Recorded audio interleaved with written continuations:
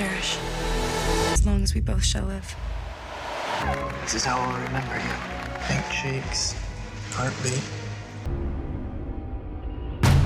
It's impossible. It's too late. You're the enemy now. Samward. I'm starving you by the hour. Or you kill me!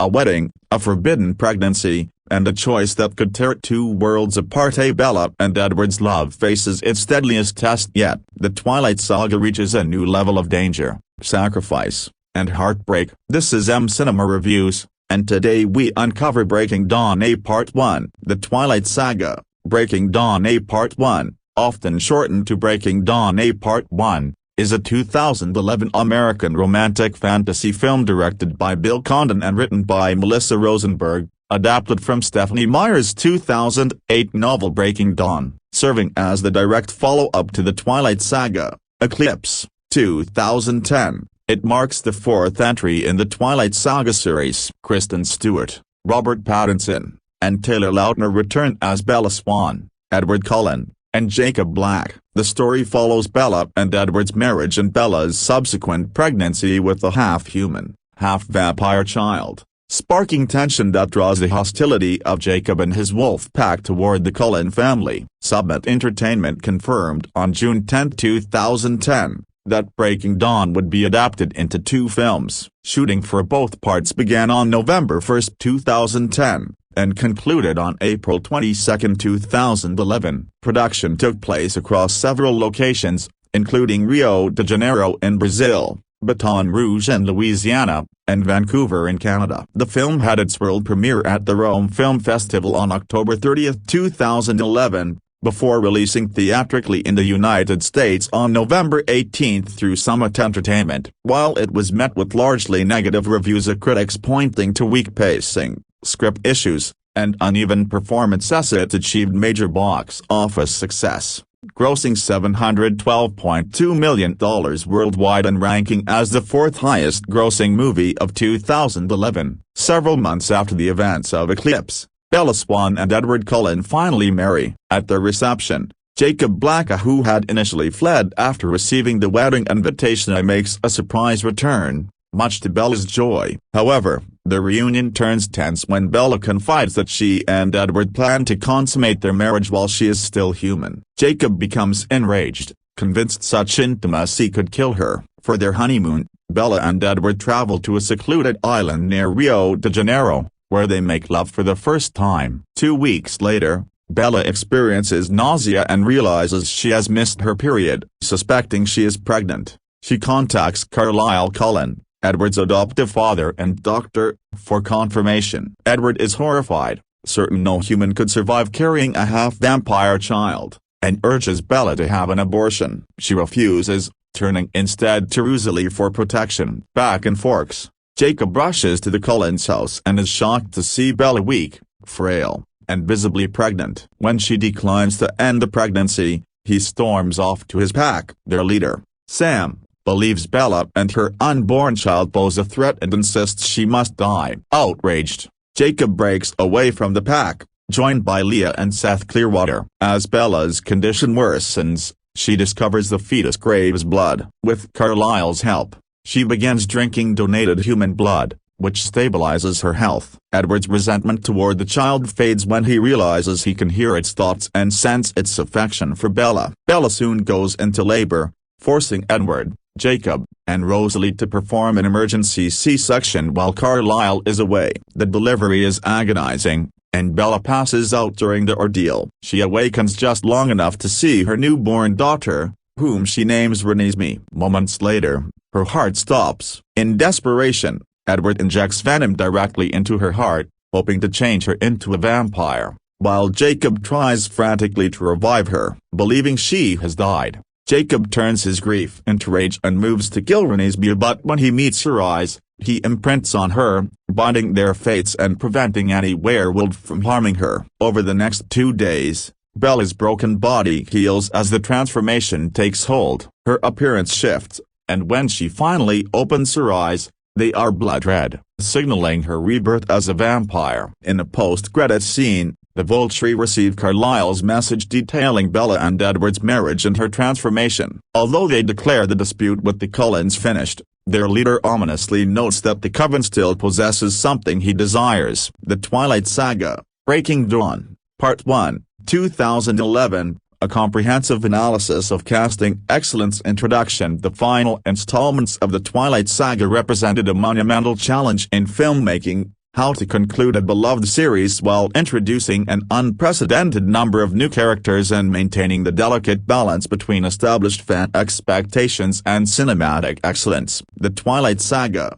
Breaking Dawn, Part 1, 2011, directed by Bill Condon, stands as a testament to the art of casting, featuring one of the most expansive and diverse ensembles in modern fantasy cinema. The film's casting process was particularly significant as it marked the transition from the intimate character studies of the earlier films to a grand-scale supernatural epic, with the story expanding beyond the familiar confines of Forks, Washington, to encompass a global network of vampire covens and werewolf packs. The casting directors faced the unprecedented task of assembling an international cast that could authentically represent diverse cultures while maintaining the series' established aesthetic and emotional continuity. This comprehensive analysis examines every aspect of the casting process for Breaking Dawn, Part 1, from the return of beloved franchise veterans to the introduction of dozens of new characters who would shape the saga's climactic chapters. We'll explore the casting director's choices, the actors' preparation processes,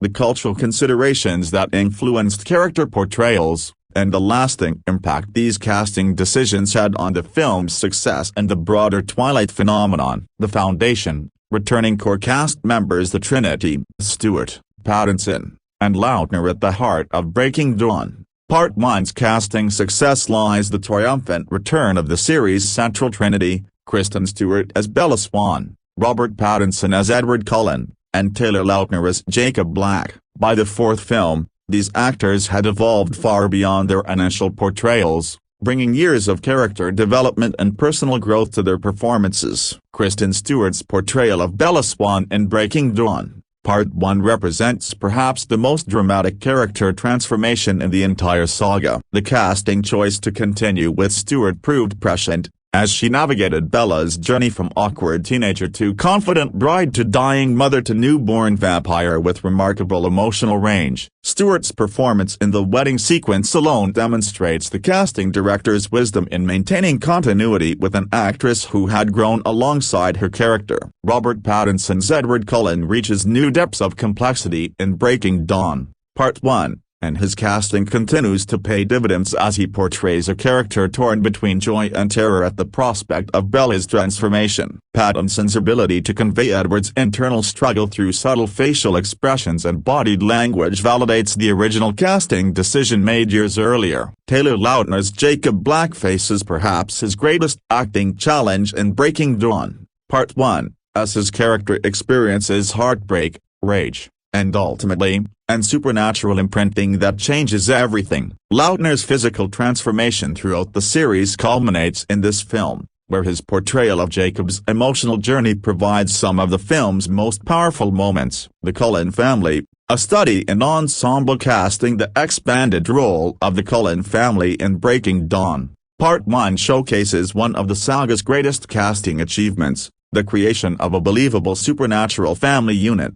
Each returning member brings years of character development to their expanded roles. Peter Facinley's Carlisle Cullen takes on increased significance as the family patriarch faced with unprecedented challenges. His casting as the compassionate Dr. Vampire proves particularly effective in scenes where he must navigate the dangerous waters of Bella's supernatural pregnancy. Facinley's portrayal balances medical authority with paternal concern, creating a character who serves as both healer and protector. Elizabeth Reeser's as Cullen, while having fewer lines than some family members, provides crucial emotional grounding for the family unit. Her casting brings a maternal warmth that becomes essential as the family faces the possibility of loss and transformation. The younger Cullen siblings, Ashley Green's Alice, Jackson Rathbone's Jasper, Nikki Reed's Rosalie, and Kellen Lutz's Emmett, each find new dimensions in Breaking Dawn, Part 1. Green's Alice faces the unique challenge of portraying a character whose gift of foresight is blocked by Bella's pregnancy,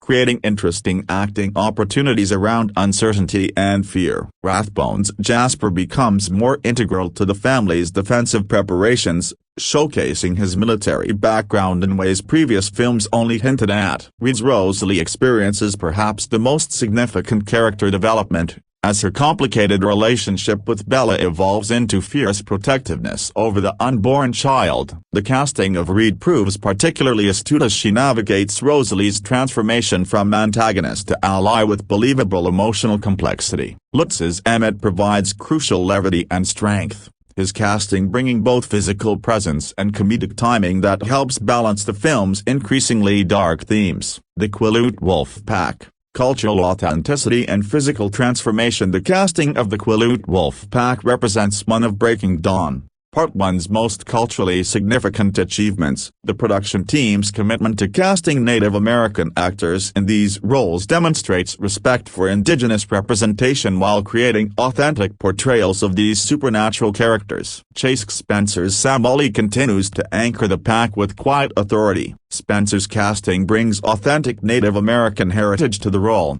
and his performance in Breaking Dawn, Part 1 showcases Sam's evolution from reluctant leader to confident alpha. The physical demands of the role, combined with the emotional complexity of leading a supernatural pack, required an actor capable of conveying both strength and vulnerability. The younger pack members, Boo Boo Stewart as Seth Clearwater, Julia Jones as Leah Clearwater, Bronson Bellatier as Jared, Alex Meraz as Paul, Tyson Houseman as Quiltara, and Kiowa Gordon as Embry Cole, each bring unique elements to the ensemble. Stewart's Seth provides youthful enthusiasm and loyalty, while Jones's Leah represents the pack's only female member, requiring an actress capable of portraying both fierce independence and deep emotional pain. The casting of these younger actors required finding performers who could handle the physical demands of portraying supernatural shapeshifters while maintaining the authentic cultural elements essential to the characters' identities. The success of these casting choices is evident in the believable pack dynamics and the genuine sense of brotherhood,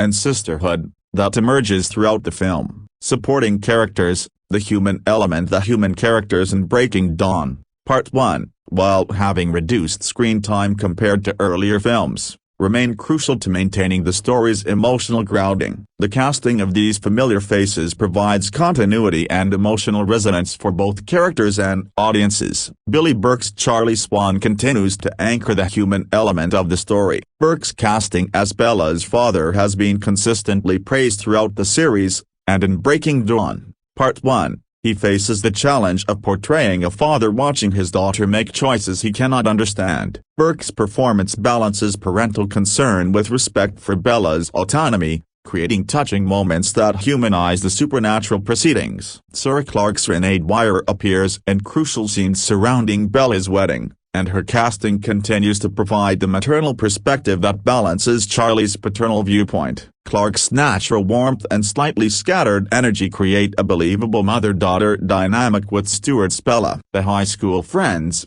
Anna Kendrick as Jessica Stanley, Michael Welch as Mike Newton, Justin Chon as Eric Yorkie, and Christian Serratos as Angela Weber, provide important connections to Bella's human past. Their appearances at the wedding serve as poignant reminders of the life Bella is leaving behind, and each actor's established chemistry with Stewart helps sell these emotional beats. The Vulturi, Royal Menace and Ancient Power. The return of the Vulturi in Breaking Dawn, Part 1, while limited, sets up the crucial conflicts that will dominate Part 2. The casting of these ancient vampires required actors capable of conveying centuries of power and authority. Dakota Fanning's Jane continues to embody pure malevolence in a deceptively young package. Fanning's casting as the torture-gifted Vulturi member showcases how child actors can effectively portray supernatural menace when properly directed and cast. Cameron Bright Salek, Jane's twin, provides the perfect counterpart to her sadistic nature.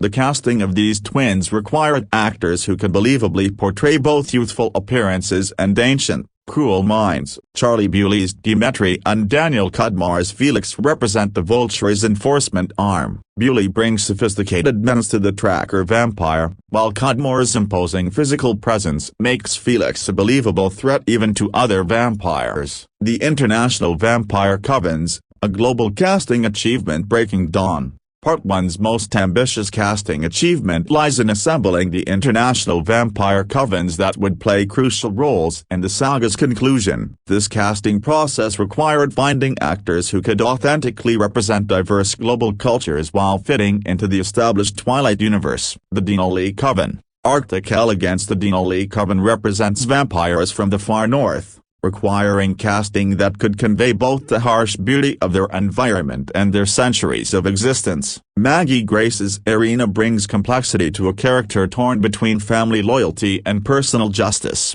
Grace's casting provides the necessary star power while maintaining the character's emotional vulnerability. Her previous work in Lost demonstrated her ability to handle complex, morally ambiguous characters, making her an ideal choice for Irina's conflicted nature. Myanna Buring's Tanu serves as the Coven's leader, requiring an actress capable of conveying both authority and sensuality. Buring's casting brings European sophistication to the role while maintaining the character's connection to Carlisle's past. Casey Labau's Kate represents the more impetuous member of the Denali Coven. Labau's casting required finding an actress who could portray both the character's gift for electrical shock and her fierce protective instincts toward her Coven sisters. The Egyptian Coven, Ancient Mystique. The Egyptian Coven's casting represents one of the film's most culturally significant achievements, requiring actors who could authentically portray vampires with thousands of years of history. Omar Metli Zaman brings gravitas and ancient authority to the role of the Egyptian Coven's leader. Metli's extensive theatrical background and Middle Eastern heritage make him an authentic choice for portraying a vampire who has witnessed the rise and fall of civilizations. Rami Malek's Benjamin,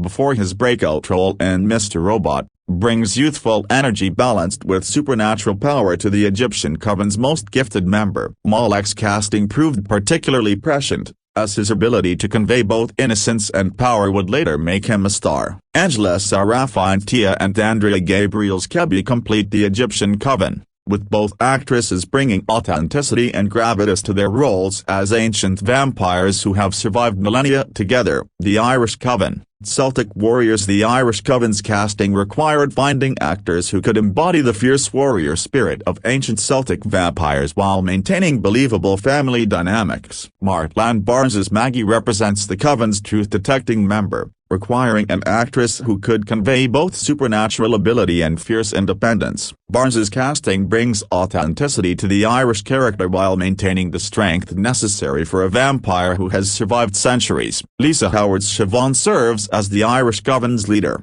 requiring an actress capable of conveying both maternal authority and deadly capability. Howard's casting balances these seemingly contradictory elements effectively. Patrick Brennan's Liam completes the Irish Coven, bringing masculine strength balanced with family loyalty to his portrayal of Siobhan's mate. The South American Covens, tropical mysticism. The South American vampire covens required casting that could authentically represent the diverse cultures of that continent while fitting into the Twilight universe's established mythology. Judith Cecconi's Zafrina serves as leader of the Amazonian Coven, requiring an actress who could portray both the character's powerful illusion-creating gift and her fierce protective nature. Cecconi's casting brings both physical presence and dramatic capability to this crucial role. Tracy Higgins's Senna provides crucial support as Zafrina's Coven sister, requiring an actress who could convey a loyalty and strength while supporting the lead character's dramatic moments. The Brazilian vampires,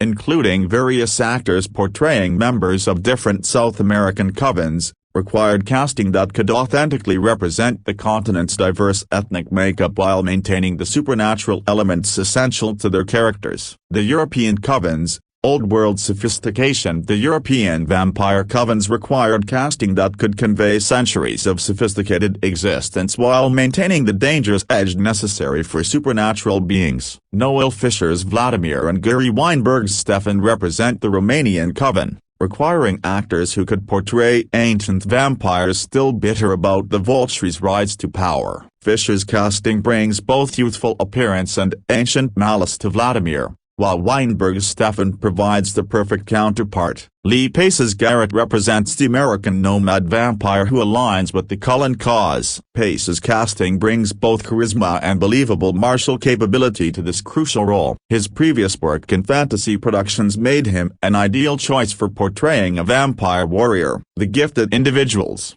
special abilities. Casting. Several characters required casting that could believably portray vampires with unique supernatural gifts, adding layers of complexity to the ensemble. Valerie Curry's Charlotte and Eric Odom's Peter represent vampires from Jasper's past, requiring actors who could convey both their relationship history and their deadly capabilities. Curry's casting brings both vulnerability and strength to Charlotte, while Odom's Peter provides masculine authority. Joe Anderson's Alistair represents a solitary vampire reluctantly drawn into the conflict, requiring an actor who could portray both social awkwardness and supernatural ability. Anderson's casting brings the necessary eccentricity while maintaining the character's underlying strength. The casting directors, unsung heroes. The success of Breaking Dawn, Part 1's ensemble casting can largely be attributed to the vision and expertise of its casting directors. The process of assembling such a large, diverse cast while maintaining continuity with established characters and introducing dozens of new ones required exceptional skill and cultural sensitivity. The casting team faced unique challenges in finding actors who could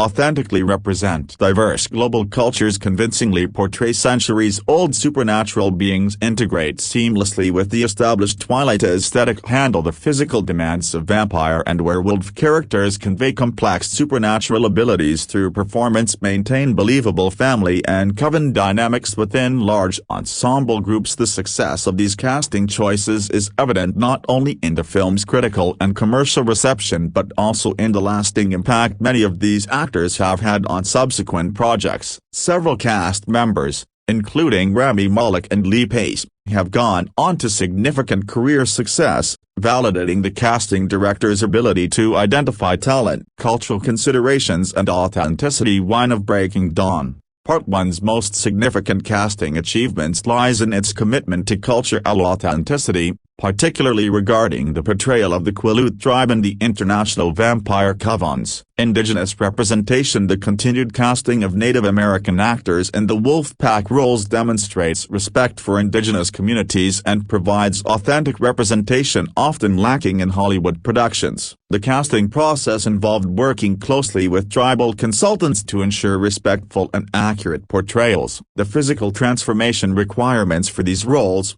actors needed to convincingly portray supernatural shapeshifters, combined with the cultural authenticity requirements, created unique casting challenges. The success of actors like Chase Spencer, Julia Jones, and Boo Boo Stewart demonstrates how proper casting can balance entertainment value with cultural respect. International authenticity. The global vampire covens required casting directors to work internationally, finding actors who could authentically represent their characters' supposed origins while fitting into the Twilight universe. This process involved researching appropriate ethnic casting for each coven's geographic origin, finding actors with the necessary language skills for authentic accents, balancing cultural authenticity with the supernatural elements of vampire mythology, ensuring visual consistency with the established Twilight aesthetic. The success of this international casting approach is evident in the believable global vampire community created for the film's climax. Physical transformation and preparation. The casting of Breaking Dawn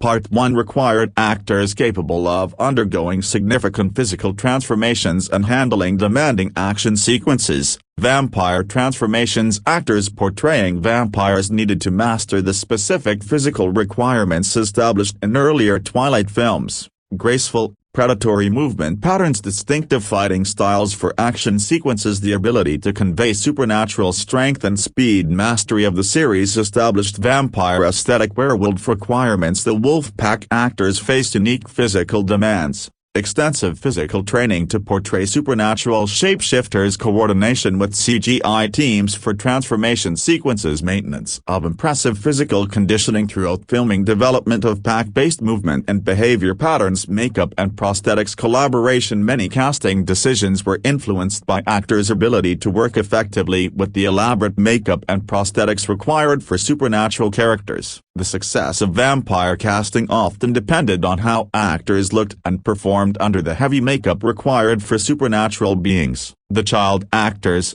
special casting considerations. Breaking Dawn Part 1 introduced unique casting challenges with the inclusion of child characters, particularly those portraying supernatural beings or characters with advanced maturity despite youthful appearances. The casting of child actors in supernatural roles required finding performers who could handle complex dramatic material appropriately for their age, work effectively with adult actors in intense emotional scenes, convey supernatural abilities through performance, maintain the innocence necessary for their characters while handling mature themes. The success of these casting choices demonstrates the casting director's ability to identify young talent capable of handling the unique demands of supernatural filmmaking. Ensemble chemistry, creating believable supernatural communities. Perhaps Breaking Dawn Part 1's greatest casting achievement lies in creating believable chemistry between dozens of actors portraying members of supernatural communities. This required family dynamics. The various vampire covens needed to convincingly portray family units that had existed for centuries. Casting directors needed to find actors who could develop believable romantic relationships spanning centuries, portray sibling-like bonds between non-related actors, convey parental child dynamics despite actors' actual ages, maintain consistent relationship dynamics throughout filming. Pack mentality. The Wolfpack required actors who could convincingly portray the telepathic bond described in the source material. This meant finding performers who could develop natural chemistry as supernatural brothers, convey unspoken communication between pack members, maintain consistent pack hierarchy through performance, balance individual character traits with group dynamics. International alliances. The gathering of global vampire covens required creating believable alliances between characters from vastly different cultural backgrounds. Casting directors needed to find actors who could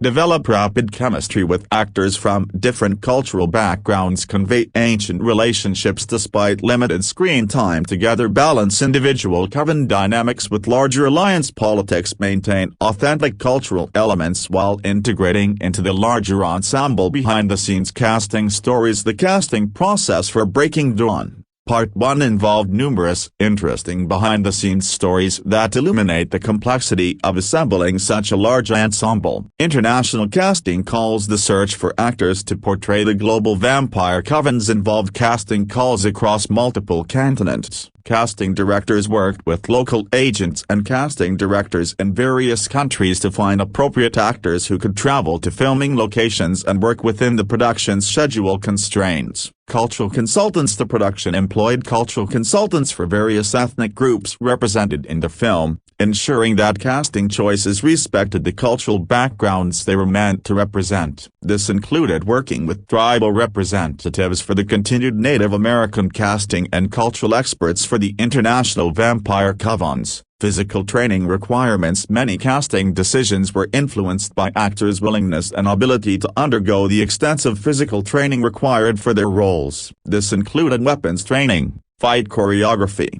and the physical conditioning necessary to portray supernatural beings. Makeup tests. The elaborate makeup required for vampire characters meant that casting decisions often depended on how actors looked under the necessary prosthetics and cosmetic effects. Extensive makeup tests were required for many roles to ensure actors could effectively perform while wearing the required supernatural cosmetics. Impact on actors' careers. The casting of Breaking Dawn Part 1 has had lasting impacts on many actors' careers, both positive and challenging. Breakout performances. Several actors experienced significant career advancement following their appearances in the film. Rami Malek's portrayal of Benjamin served as an early showcase for the dramatic range that would later make him a star in Mr. Robot and Bohemian Rhapsody. His casting in Breaking Dawn Part 1 provided exposure to international audiences and demonstrated his ability to handle supernatural material. Lee Pace's Garretrol showcased his charisma and action capabilities,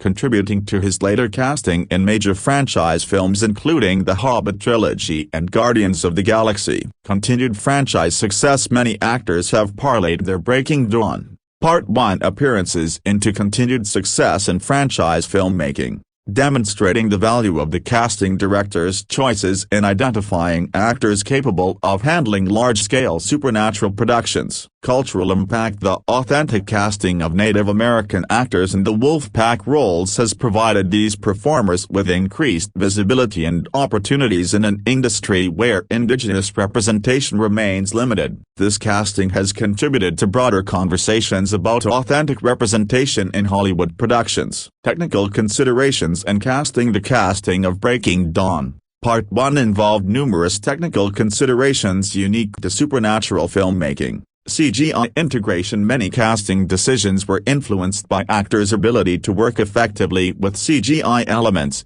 including reacting convincingly to supernatural elements that would be added in post-production, maintaining consistent performance levels while working with green screen technology, coordinating with CGI teams to ensure seamless integration of practical and digital elements. Stunt work coordination. The action sequences required casting actors who could either perform their own stunts or work effectively with stunt doubles. Considerations included physical similarity between actors and their stunt performers, actors' willingness to perform practical elements of action sequences, coordination between acting performance and stunt choreography, continuity maintenance with such a large ensemble cast. Maintaining continuity between scenes filmed at different times and locations required exceptional organization and planning. Casting decisions needed to consider actors' availability throughout the extended filming schedule, ability to maintain consistent character portrayal across multiple filming locations, coordination with the simultaneous filming of Breaking Dawn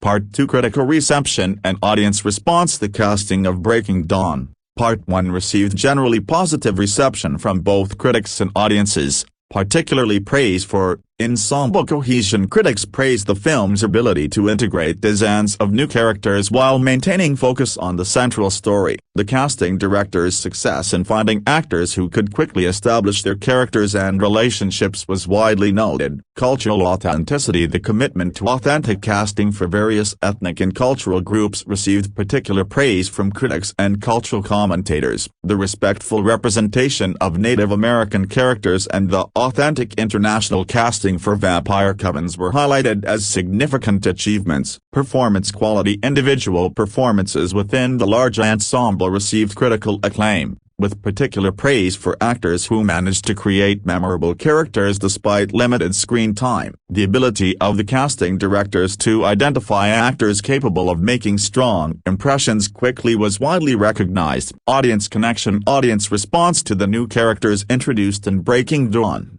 Part 1 was largely positive, with many fans expressing enthusiasm for the expanded world and diverse character roster. The successful integration of new characters into the beloved Twilight universe demonstrated the effectiveness of the casting choices. Comparative analysis with other franchise films. Breaking Dawn Part 1's casting achievements can be better understood through comparison with other major franchise films that faced similar ensemble casting challenges. Marvel Cinematic Universe comparisons.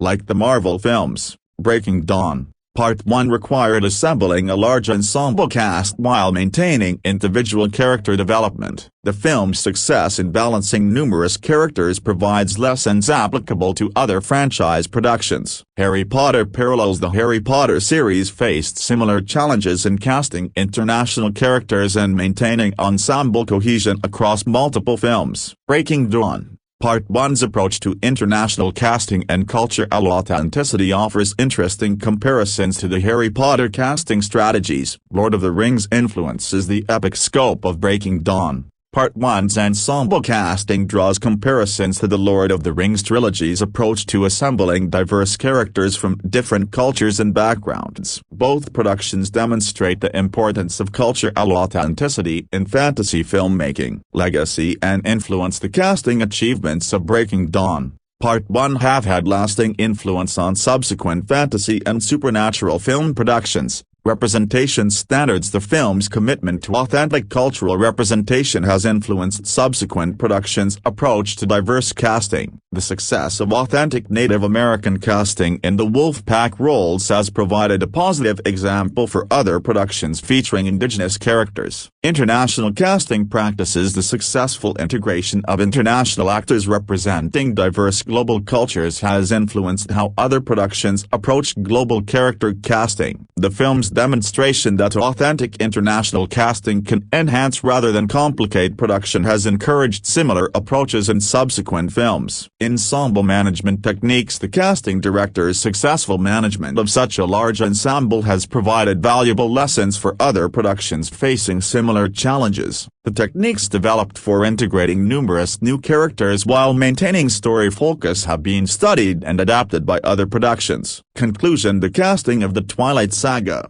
Breaking Dawn Part 1 represents a masterclass in ensemble filmmaking, cultural authenticity, and franchise continuity. The film's casting directors faced unprecedented challenges in assembling an international ensemble that could authentically represent diverse global cultures while maintaining the intimate character relationships that had defined the series. The success of these casting choices is evident not only in the film's commercial and critical success but also in the lasting impact on the careers of many involved actors and the broader influence on industry casting practices. The commitment to cultural authenticity, particularly in the representation of Native American characters and international vampire covens, set new standards for respectful casting in fantasy productions. The technical achievements in managing such a large ensemble while maintaining character development and story focus provide valuable lessons for other franchise productions. The ability to integrate dozens of new characters while preserving the emotional core that fans love demonstrates exceptional casting skill and vision. Perhaps most importantly, Breaking Dawn Part 1's casting success illustrates the power of thoughtful, culturally sensitive casting to enhance rather than complicate complex fantasy narratives. By choosing actors who brought authenticity, talent, and commitment to their roles. The casting directors created a global supernatural community that felt both fantastical and believable. The legacy of Breaking Dawn. Part 1's casting continues to influence contemporary film production, demonstrating that successful ensemble casting requires not just talent identification but cultural sensitivity, technical coordination, and deep understanding of both source material and audience expectations. The film stands as a testament to the crucial role casting plays in bringing beloved literary characters to life and creating cinematic experiences that resonate with global audiences. As the film industry continues to grapple with questions of representation, authenticity, and franchise management, Breaking Dawn. Part 1's casting achievements provide a valuable case study in how thoughtful casting decisions can honor source material, respect diverse cultures, and create lasting entertainment that transcends its original context. The casting director's success in assembling this remarkable ensemble ensures that Breaking Dawn, Part 1 will be remembered not just as the penultimate chapter of a beloved saga, but as a significant achievement in the art and craft of film casting. The Twilight Saga, Breaking Dawn, Part 1, 2011, a comprehensive analysis introduction. The Twilight Saga, Breaking Dawn, Part 1, released in 2011, stands as a pivotal moment in the vampire romance franchise that captivated audiences worldwide. Directed by Bill Condon from a screenplay by Melissa Rosenberg, based on the 2008 novel Breaking Dawn by Stephanie Meyer, this fourth installment in the Twilight Saga film series served as the penultimate chapter in the beloved story of Bella Swan and Edward Cullen. The film's decision to split the final novel into two parts marked a significant turning point in Hollywood's approach to franchise filmmaking, setting a precedent that would influence numerous other adaptations in the years to come. The film stars Kristen Stewart, Robert Pattinson, and Taylor Lautner, reprising their roles as Bella Swan, Edward Cullen, and Jacob Black, respectively. This installment chronicled one of the most anticipated moments in the series, Bella and Edward's wedding, their honeymoon, Bella's pregnancy with a half-vampire child, and her ultimate transformation into a vampire. The film represented not just a continuation of the saga but a maturation of both the characters and the themes explored throughout the series. Upon its release, Breaking Dawn, Part 1 became both a commercial phenomenon and a subject of critical debate. The film grossed $712.2 million worldwide, becoming the fourth highest-grossing film of 2011, despite receiving generally negative reviews from critics. This dichotomy between commercial success and critical reception became a defining characteristic of the film's legacy, highlighting the passionate dedication of the Twilight fanbase and the broader cultural impact of the franchise. Production development and pre-production. The journey to bring Breaking Dawn to the screen began long before cameras started rolling. In early November 2008,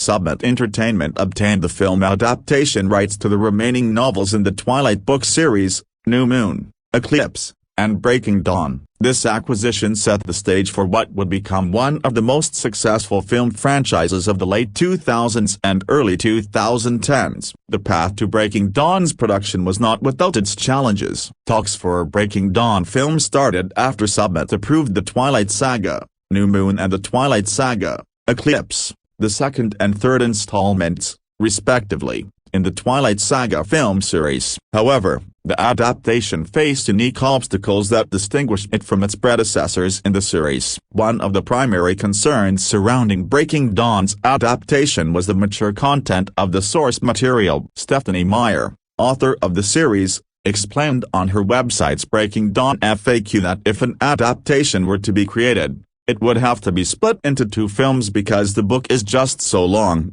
saying that she would have made the book shorter if it were possible. This acknowledgement from the author herself highlighted the ambitious scope of the material and the challenges filmmakers would face in translating it to screen. The complexity of this source material extended beyond mere length. Meyer also believed it to be impossible to make a film due to Renesmee, writing that an actress could not play her because she is a baby that has complete awareness. However, she did acknowledge the film might be possible due to the quickly advancing technologies. This technological challenge would later become one of the film's most significant production hurdles, requiring innovative visual effects solutions. The question of the film's rating became a central concern during development. Because of the mature and explicit nature of the Breaking Dawn novel, fans and critics questioned if the studio would be able to keep a PG-13 rating, noting that the movie should not be rated R for the ever-growing fan base. This rating consideration would significantly influence creative decisions throughout the production process, as filmmakers sought to balance fidelity to the source material with accessibility to the franchise's core demographic. Director selection process. The search for a director for Breaking Dawn proved to be a meticulous process, reflecting Summit Entertainment's commitment to finding the right creative voice for the franchise's climax. In March 2010, it was reported that Summit was searching for Academy Award-nominated directors to helm the films, with names as Sofia Coppola, Gus Van Sant, and Bill Condon rumored to have been approached to direct. The director selection process involved formal auditions, a relatively unusual approach for established filmmakers. Gus Van Sant, who was considered for the position, later described his experience with characteristic candor. Van Sant explained, "I got very nervous. There were, 15 people. I had never really auditioned or gone into a job interview in that way since maybe 1988 or 87. I guess I was unprepared for it." He continued,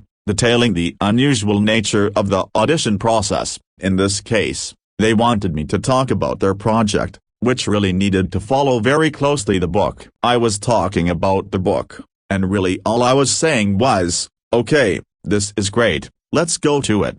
That was the pitch. I think they're used to something else. On April 28, 2010, Summit announced that Bill Condon would direct Breaking Dawn. White Godfrey, Karen Rosenfeld, and author Stephanie Meyer would be producing the film. Condon's selection marked a significant moment for the franchise, bringing an Academy Award-winning filmmaker known for his work on films like Gods and Monsters and Dreamgirls to the supernatural romance series. Condon's enthusiasm for the project was evident from his initial comments. He stated, "I'm very excited to get the chance to bring the climax of this saga to life on screen. As fans of the series know, this is a one-of-a-kind book and we're hoping to create an equally unique cinematic experience." His approach to the material demonstrated both respect for the source material and understanding of the franchise's devoted fanbase. Two-part decision. The decision to split Breaking Dawn into two films represented a pivotal moment in modern franchise filmmaking. On June 10, 2010,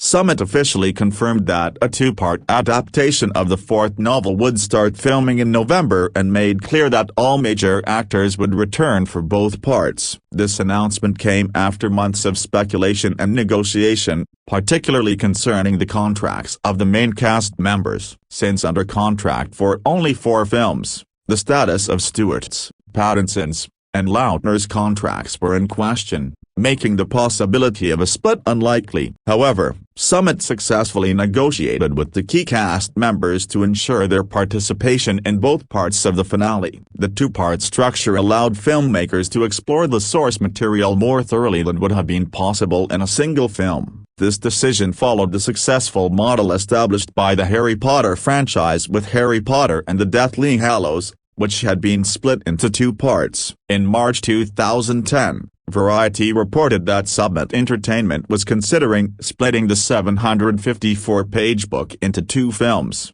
along the same lines as Warner Bros. Pictures' Harry Potter and the Deathly Hallows A Part 1 and Harry Potter and the Deathly Hallows A Part 2. Script development. The screenplay adaptation process was undertaken by Melissa Rosenberg, who had written the screenplays for all previous films in the series. Her familiarity with the characters and the franchise's established tone made her the natural choice for this crucial installment. However, adapting Breaking Dawn presented unique challenges that distinguished it from her previous work on the series. Rosenberg approached the adaptation with a clear understanding of both the opportunities and obstacles presented by the source material. She stated, "It's the big one. It's gonna be a big challenge. And I guarantee you that not all of the fans will be happy, and I guarantee you some of them will be. You have to give up to the ideal of making everybody happy, it's just not gonna happen. But you hope you make the majority happy. The screenwriter's philosophy for adaptation focused on preserving the emotional core of the story while making necessary adjustments for the cinematic medium. Rosenberg explained, "You start with, and you end with, what is the emotional journey for these characters? That is the most important thing to capture, that is the only thing to capture. Everything else is up for grabs, but you must take these characters on the same emotional journey that they took in the book, and hence take the audience on the same emotional journey." One of the most significant challenges in the screenplay adaptation was handling the mature content of the source material while maintaining the franchise's established PG-13 rating. The infamous birth scene from the novel, in particular, required careful consideration. Rosenberg addressed such speculation saying, "On the fan site, on Facebook, all the comments are it has to be R-rated. You have to show the childbirth, gore and guts and sex.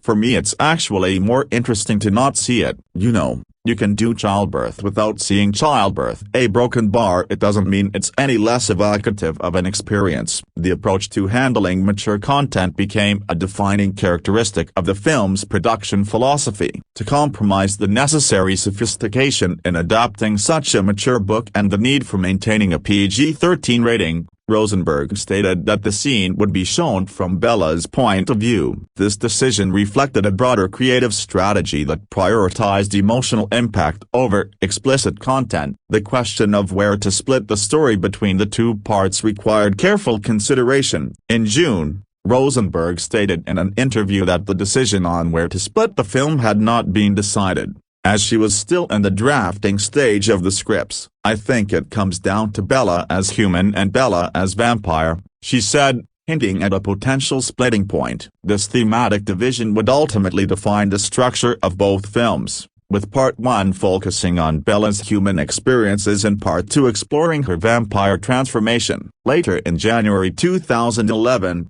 Godfrey confirmed that the Part 1 will cover the wedding, honeymoon, pregnancy and birth and ends just before her transformation into a vampire, as the filmmakers wanted to take the audience through the emotional part of Bella's journey as she becomes a vampire. However, in March 2011, Meyer said in an interview with USA Today that Part 1 will end when Bella opens her eyes as a vampire. By August 2010, the screenplay development had reached significant milestones. Screenwriter Melissa Rosenberg said that the scripts for Part 1 and 2 were 75 to 85% completed. The complexity of the material, particularly the action sequences planned for Part 2, presented unique challenges for the writing process. Filming location selection. The production of Breaking Dawn, Part 1 required diverse locations to accommodate the story's various settings. In order to keep the budget on both parts of Breaking Dawn reasonable, even though it is substantially greater than the previous installments in the series, much of the film was shot in and around Baton Rouge, Louisiana and Seldick Studios in Baton Rouge. The choice of Louisiana as a primary filming location was driven by practical considerations, as shooting in Louisiana provided larger tax credits, which a small studio like Summit Entertainment would find favorable. Summit announced in a press release on July 9, 2010, that filming was to take place in Baton Rouge, Quileute, and Vancouver, with the wedding being shot in Squamish and nearby Pemberton, British Columbia. This diverse range of locations allowed filmmakers to create the varied visual environments necessary for the story's different segments. The international scope of the production extended to Brazil, where crucial honeymoon sequences would be filmed. The Brazilian locations would provide the exotic, romantic backdrop necessary for Bella and Edward's honeymoon scenes, adding visual richness to the film's palette. Principal photography. Principal photography officially began on November 1, 2010 in Brazil, with locations in Rio de Janeiro and Paraty, Rio de Janeiro. The Brazilian filming presented both opportunities and challenges for the production team. The exotic locations provided stunning visual backdrops for the romantic honeymoon sequences, but the production also faced logistical complexities inherent in international filming. The first scenes were shot in the Lapa district in Rio de Janeiro for one night. The production's approach to maintaining secrecy and controlling the filming environment was extensive and costly. A long city block was rented for shooting, and Summit Entertainment paid residents 50 to 500 reais, 30 to 300 US dollars, to not allow paparazzi or fans to overlook filming from their windows. Moreover, owners of bars and restaurants were paid 10,000 and 20,000 reais, 6,000 to 12,000 US dollars, to stay closed for the evening to eliminate noise and provide a clear street. The production then moved to more remote locations for the honeymoon sequences. Shooting then moved to Paraty,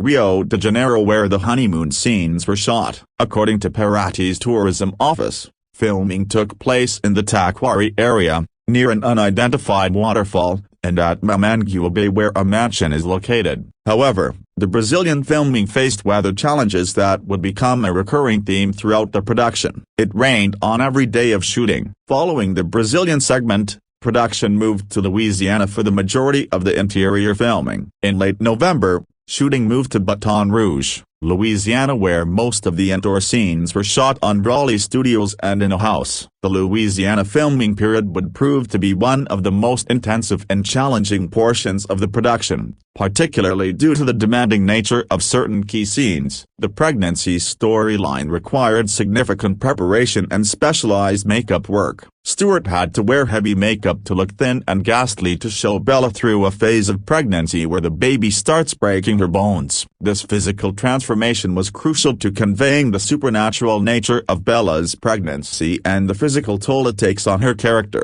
One of the most challenging sequences to film was the birth scene, which required extensive preparation and consultation. The birth scene took 2 nights to shoot after the cast had a long conversation with Meyer, a midwife, and a doctor to discuss the mechanics of the scene, particularly to decide the area where Edward should place his mouth to bite into Bella's placenta if this situation could ever occur in real life. This attention to detail, even for supernatural elements, demonstrated the production's commitment to maintaining some degree of realism within the fantasy framework. The technical aspects of filming the newborn scenes presented unique challenges. An animatronic baby was used to film a few scenes of newborn Renesmee. This technological solution was necessary due to the impracticality of using real infants for certain supernatural scenes while also ensuring the safety and comfort of any child actors involved. Weather conditions continued to impact production throughout the Louisiana filming period. The cast and crew spent 2 months of the filming process shooting in a green screen room on fake snow. This extended period of studio filming required careful planning and coordination to maintain continuity and visual coherence across the various scenes. Canadian production. The final phase of principal photography took place in Canada, where exterior shots and additional scenes were completed. In late February and early March,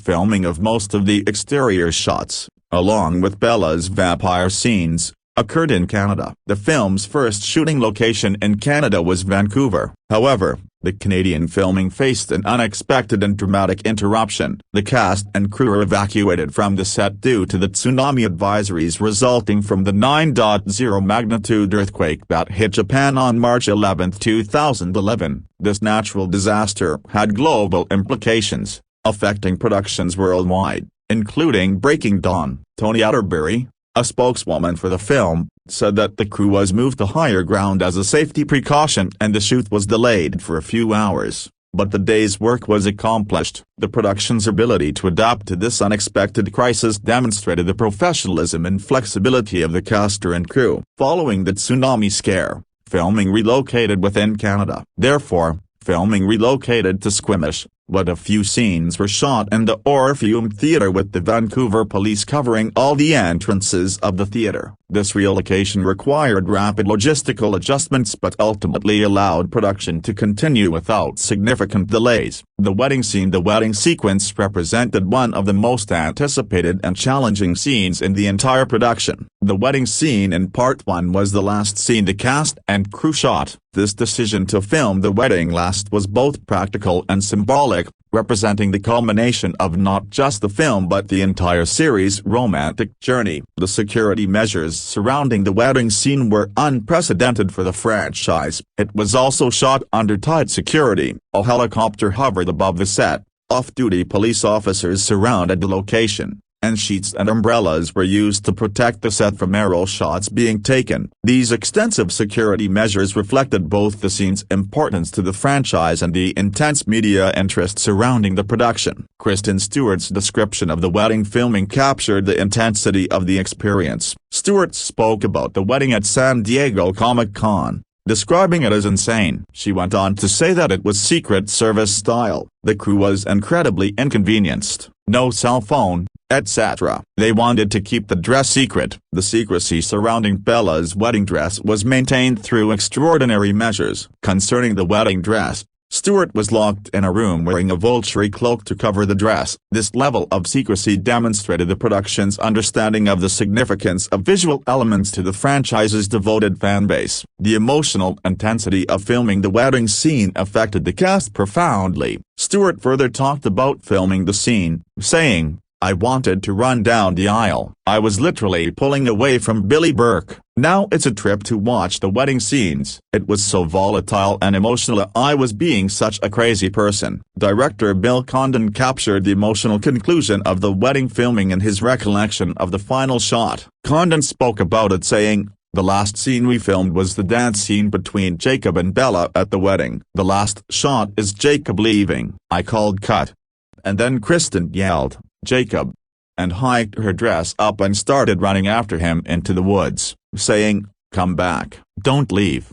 Final days of production filming wrapped on April 15, 2011. However, the production required additional scenes to complete the honeymoon sequence. On April 22, what is believed to be additional scenes that would fit into the honeymoon sequence were filmed on St. Thomas, U.S. Virgin Islands in the Caribbean, which was officially the last day of shooting. The final day of filming provided a memorable conclusion to the production experience for the cast. The crew, Stewart, and Pattinson were shooting in the sea all day long, then went out for cocktails on the beach and watched the sunrise. This idyllic conclusion to the filming process provided a poetic end to what had been a challenging and rewarding production experience. The emotional impact of completing the filming was particularly significant for Kristen Stewart, whose character's journey had been central to the entire franchise. On the subject of the final day and her final moment as Bella, Stewart stated, "After that scene,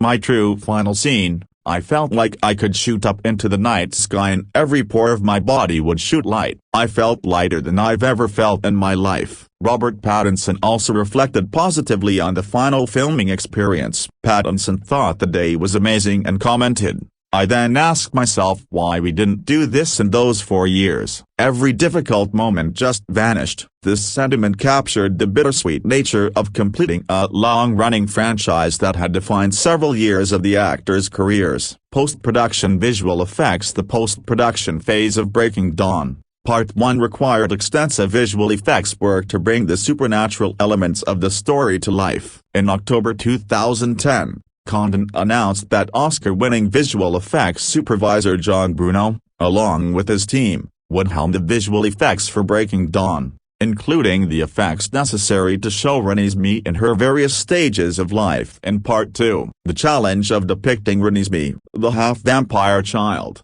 represented one of the most technically demanding aspects of the production. Later in February, Adam Howard was added to the Breaking Dawn visual effects team to help create the visual effects for Renesmee, due to his notable work on a similar issue in The Social Network. This addition of specialized talent demonstrated the production's commitment to achieving convincing visual effects for this crucial character. The technical approach to creating Renesmee involved sophisticated digital compositing techniques. Condon revealed that Mackenzie Foy's face and expressions will be placed digitally on the bodies of the other actresses playing the same character through her various stages of life. This process required precise technical execution and coordination between multiple performers. Condon spoke about the process saying, "Sometimes it was hard because the other actresses were actually just there. It was always going to be just Mackenzie's expressions and things like that, So it was a very specific technical thing that even I was learning as we did it, but I have to say, they were real troopers, these girls. The visual effects extended beyond character work to encompass the supernatural elements of the vampire world. Furthermore, special effects were also used to illustrate the invisible powers and forces between the vampires in the final battle sequence of Part 2. Montreal-based Modus FX played a crucial role in creating many of the film's subtle visual effects. Montreal-based Modus FX created subtle CG effects from Part 1. It created stylized effects to emphasize the supernatural capabilities of the main characters without making them too obvious or noticeable. The philosophy of subtle enhancement rather than obvious digital manipulation aligned with the film's overall aesthetic approach. A team of 12 artists spent 6 weeks working on the film. The work included a variety of challenges, from creating Bella's pregnant appearance to removing real-world imperfections from the wedding scene. Shots included creating the belly of a pregnant Bella,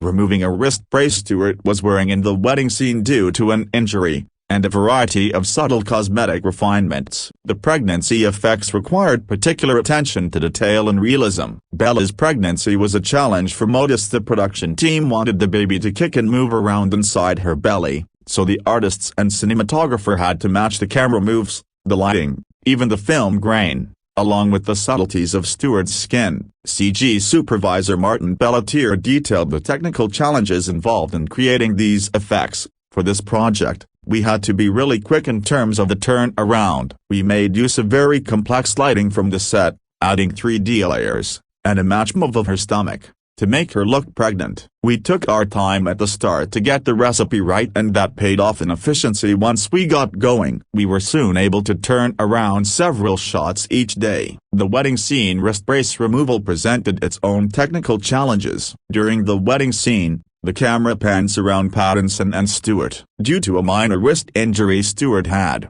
she was wearing a brace on the day of the shoot. Therefore, Modus was required to create the CG model of the hand and then carefully craft a rig to create natural motions. The complexity of the seemingly simple effect was substantial. Once that was finished, every minute movement of the hand had to be matched exactly. The rotational panning shot totals 300 frames and called for elaborate camera and object tracking. The technical precision required for such effects demonstrated the meticulous attention to detail necessary in modern film post-production. Editing and Final Cut. The editing process for Breaking Dawn, Part 1 required careful pacing and structure to create a satisfying standalone film while setting up the conclusion in Part 2. In July, Condon said that the first cut of Part 1 would be finished in a few weeks, but the visual effects were still in development. The film's runtime became an important consideration during the editing process. Godfrey later stated that they were very close to locking picture on Part 1, and that its running time is equal to Twilight, New Moon and Eclipse, therefore approximately 2 hours. This consistency and runtime across the franchise helped maintain audience expectations while providing sufficient time to explore the story's emotional beats. As the editing progressed, the filmmakers' confidence in their work grew. A few weeks later, Godfrey announced that he had seen numerous cuts of the film and called it incredibly powerful already. A broken bar. It definitely captures what the book captures. The MP rating remained a crucial consideration throughout post-production. Concerning the subject of the MP rating, Godfrey said that the studio does not have any word yet on the rating, but insisted that it is going to be rated PG-13. This commitment to maintaining the PG-13 rating influenced editorial decisions, particularly regarding the film's more intense sequences. Director Bill Condon articulated the creative challenge of maintaining the PG-13 rating while preserving the story's emotional impact. Condon discussed the matter further, saying, "I think it's a good challenge because the thing that makes something R is literally showing it, and if you give yourself that rule, I'm not gonna show, it's not going to be frontal nudity, no one wants that," and added, "We're not going to, again, show splattering blood against the walls, but it's gonna be very visceral." It actually becomes a fun challenge to make sure you feel like you have the same experience without having to watch something clinical. I think it makes it better. Costume design. The costume design for Breaking Dawn, Part 1 played a crucial role in this film's visual storytelling. particularly for the highly anticipated wedding sequence. In October 2010, it was announced that Michael Wilkinson would be the film's costume designer. However, the most important costume in the film, Bella's wedding dress, required special attention. However, Bella's wedding dress was designed by someone other than Wilkinson. The significance of this particular costume to the franchise and its fans necessitated careful consideration of both aesthetic and symbolic elements. Meyer's description of the dress was a simpler style than the frillier Edwardian stuff. A broken bar elegant white satin, cut on the bias, with long sleeves. The process of selecting the wedding dress designer involved considerable speculation and interest from the fashion world. At first, Zach Posen was rumored to be the designer of Bella's wedding dress. However, these rumors proved false when Posen tweeted, "Heard the Bella Twilight rumor and it's just that I designed for real women like Kristen Stewart and Anna Kendrick." In April 2011, Summit announced that Carolina Herrera is the designer of the dress. The selection of Herrera, a renowned designer known for elegant, timeless creations, aligned with the character's evolution and the significance of the wedding moment in the story. Kristen Stewart's reaction to the wedding dress reflected both its beauty and the challenges of wearing it during filming. Stewart described the dress as very tight, but still liked it and thought that it was very pretty. The author herself was pleased with the final design choice. Meyer told USA Today that the dress was an interesting mix and has a vintage feel, but at the same time, there's an edge to it. The design considerations extended beyond just the bride's dress to encompass the entire wedding party's attire. Concerning Alice's bridesmaid dress, its designer remains unknown. However, it was presumably designed by Wilkinson. Ashley Greene described the dress as magical and beautiful and spoke about the design process, saying, "We wanted to have all the bridesmaids fit together and also have their own identity. So, we took a little bit of Alice's past and put it into her dress." Practical considerations during filming required adjustments to the costume designs. Corsets were added to all the cast's wedding dresses, but were removed during filming because the cast felt uncomfortable wearing them while dancing. This type of on-set adaptation demonstrated the need for costume designs to balance visual appeal with practical functionality during production. The commercial potential of Bella's wedding dress was recognized and capitalized upon. Alfred Angelo has been named the exclusive and official licensed manufacturer of Bella's bridal gown. The gown will be a replica of Bella's wedding dress and marketed under the brand Twilight Bridal by Alfred Angelo. This merchandising opportunity reflected the cultural impact of the film and the desire of fans to connect with the story through fashion. Music score composition. The musical score for Breaking Dawn, Part 1 represented a return to the franchise's musical roots while evolving to match the story's mature themes. On January 14, 2011, it was announced that Carter Burwell, composer of the first film in the series, will be returning to score both parts of the final installment. Burwell's return was significant, as his work on the original Twilight film had established many of the musical themes and motifs that defined the franchise's sonic identity. The recording of the score took place at one of the world's most prestigious recording facilities. The score of Part 1 was recorded in Abbey Road Studios, London in early September. This location choice added a layer of musical prestige to the production, connecting the film to the rich musical history associated with the famous studio. The recording session became something of a reunion for the franchise's composers. Alexander Day, Review.1 The Twilight Saga, Breaking Dawn. Part 1 is the penultimate film in the Twilight series, directed by Bill Condon, adapted from Stephenie Meyer's best-selling novels. This installment dives into darker, more mature themes: marriage, intimacy, pregnancy, and the very real threat of death. It is arguably the most controversial and talked about chapter of the saga because of its graphic depictions of supernatural pregnancy and the shocking cliffhanger ending. Bella and Edward's wedding. The film begins with Bella Swan, Kristen Stewart, preparing for her wedding to Edward Cullen, Robert Pattinson. The ceremony itself is a fairy tale moment. A lush forest held the Copyright Corp., Alice's impeccable planning, and Bella's nervous yet heartfelt vows. Jacob Black, Taylor Lautner, Bella's former love interest and werewolf protector, attends briefly but storms off when he learns Bella plans to consummate the marriage during her honeymoon as something that could endanger her human life. Edward takes Bella to a private island, Al-Azam, gifted by Carlisle and Cullen. The honeymoon starts romantically but quickly raises tension. Their first night together is passionate yet destructive. Edward's vampire strength leaves the room in ruins. Despite his fears of hurting her,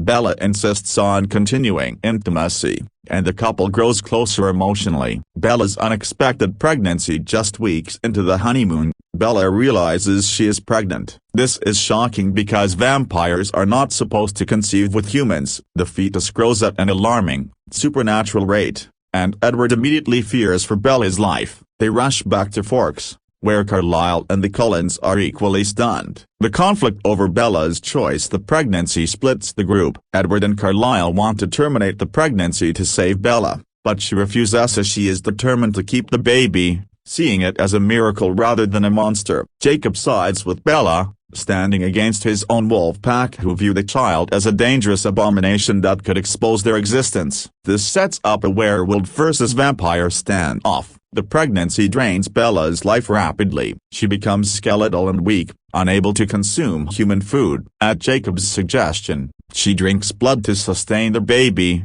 which revives her slightly. Despite her suffering, she bonds with the unborn child, even choosing the name Renesmee if it's a girl. Sent viral right now. The climax of the film is both gruesome and emotional. Bella goes into a traumatic labor, her body breaking under the strain. The baby is delivered in a harrowing scene. Edward has to perform an emergency C-section using his teeth to save the child. Bella names the baby Renesmee Carly Cullen, but almost immediately, her heart stops beating. Edward, desperate not to lose her, injects his venom directly into Bella's heart and bites her repeatedly, trying to turn her into a vampire. Jacob, heartbroken and believing Bella is gone, storms out only to return after sensing the baby. When he sees Renesmee, he imprints on her, meaning he is now bound to protect her for life. The final moments show Bella's transformation. Her body, once lifeless, begins to heal. The last shot closes in on her eyes,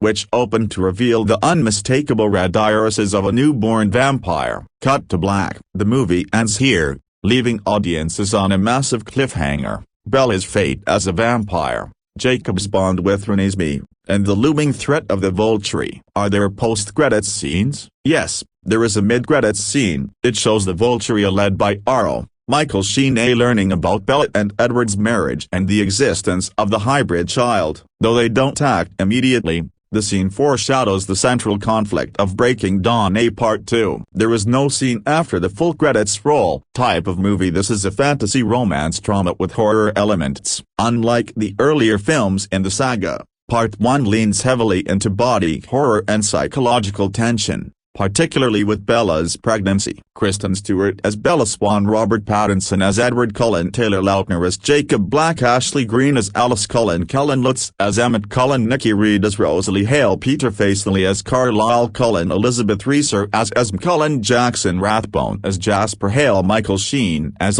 Billy Burke as Charlie Swan. Film music and composer. The score is composed by Carter Burwell, who also worked on this first Twilight film. His music returns with sweeping romantic themes and darker tones during Bella's pregnancy and transformation. The soundtrack features artists like Bruno Mars, It Will Rain, and Christina Perri. 1,000 Years later becoming one of the most iconic Twilight songs. Filming locations. Filming took place in Paraty, Brazil. For the honeymoon scenes on Al-Azam, providing authentic tropical visuals. Baton Rouge, Louisiana. For interior sets and the wedding. Vancouver, Canada. For the forests and Cullen house sequences, Brazil was crucial in showcasing the beauty and isolation of Bella and Edward's honeymoon retreat, while Vancouver continued to serve as the atmospheric, misty backdrop of Forks. Awards and nominations. Nominated as the Teen Choice Awards, winning multiple categories: Choice Movie, Romance, Choice Actor, Actress in a Romance. Won People's Choice Awards for Favorite Movie, Favorite Drama Movie, and Favorite On-Screen Chemistry. Stewart. Pattinson generally avoided critical awards but thrived in fan-voted ones. Kristen Stewart wore multiple prosthetics and makeup effects to achieve Bella's frail, dying look. The wedding dress, designed by Carolina Herrera, became one of the most famous movie gowns of the decade. The birth scene was toned down from the book but still pushed the PG-13 rating to its limits. Filming of the wedding was kept extremely secret,